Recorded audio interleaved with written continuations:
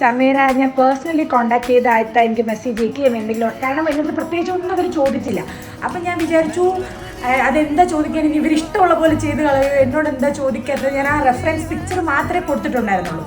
അപ്പോൾ എന്നോട് പറഞ്ഞു എന്തെങ്കിലും ആവശ്യം ഉണ്ടെങ്കിൽ ചോദിക്കാൻ, വേറെ ഒരു കാര്യമില്ല, ഞങ്ങൾ ഇത് ചെയ്തോളാം എന്ന് പറഞ്ഞപ്പോൾ ഞാൻ ആലോചിച്ചു അതെങ്ങനെ ശരിയാവും, അതും ഇതും എങ്ങനെ മാച്ച് ആവും എന്നൊക്കെ ഞാൻ വിചാരിച്ചു.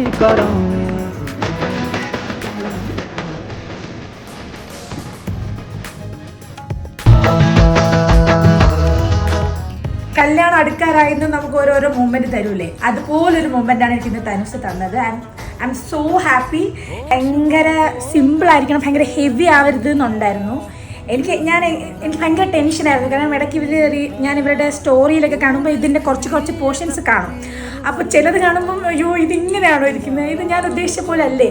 അപ്പോൾ ഞാൻ ഭയങ്കര എക്സ്പെക്റ്റേഷൻസ് ഒന്നും വെക്കാണ്ട്, ബിക്കോസ് സാരി എനിക്ക് കറക്റ്റായിരിക്കുമോ, സാരി കുറച്ചുകൂടെ ചബ്ബി ആയിരിക്കുമോ, അങ്ങനത്തെ കുറേ ക്വസ്റ്റ്യൻസ് ഉണ്ടായിരുന്നു. അതുകൊണ്ട് ഞാൻ ആരെയും കൂട്ടാതെയാണ് വന്നത്. ഞാൻ എല്ലാവരോടും പറഞ്ഞു ഞാൻ ഉദ്ദേശിച്ച പോലെ ആണ് സാധനം കിട്ടിയെന്നുണ്ടെങ്കിൽ ഞാൻ നിങ്ങൾ ആരെയും കാണിക്കില്ല, എൻ്റെ എക്സ്പെക്റ്റേഷൻസ് മീറ്റ് ചെയ്തില്ലെങ്കിൽ ഞാൻ ഫോട്ടോ കാണിച്ചു തരാം എന്ന് പറഞ്ഞ് ഞാൻ ഒറ്റയ്ക്കാണ് വന്നത്. ബട്ട് ഇപ്പോൾ എനിക്ക് തോന്നുന്നു എൻ്റെ കുടുംബത്തിലുള്ളവരെല്ലാവരും പുറത്തുണ്ട്.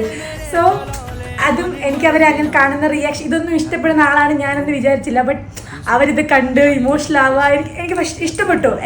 എനിക്ക് ഭയങ്കര ഇഷ്ടപ്പെട്ടു. ഞാനിനി എൻ്റെ ഓർണമെൻറ്റ്സ് ഒക്കെ ഇട്ട് എൻ്റെ കല്യാണത്തിന് എങ്ങനെയാണ് നിൽക്കുന്നതെന്ന് എനിക്കിനി ഒരാഴ്ച ഡ്രീം ചെയ്യാൻ തക്കവണ്ണമുള്ള ഒരു പ്രൊഡക്റ്റ് എനിക്ക് കിട്ടി. എനിക്കതെല്ലാം വർത്തായിട്ട് ഫീൽ ചെയ്യുന്നു. ഞാൻ ഇപ്പോഴേ എൻ്റെ കല്യാണം വൈബിലെത്തിയ പോലൊരു ഫീലുണ്ട്. Thank you so much.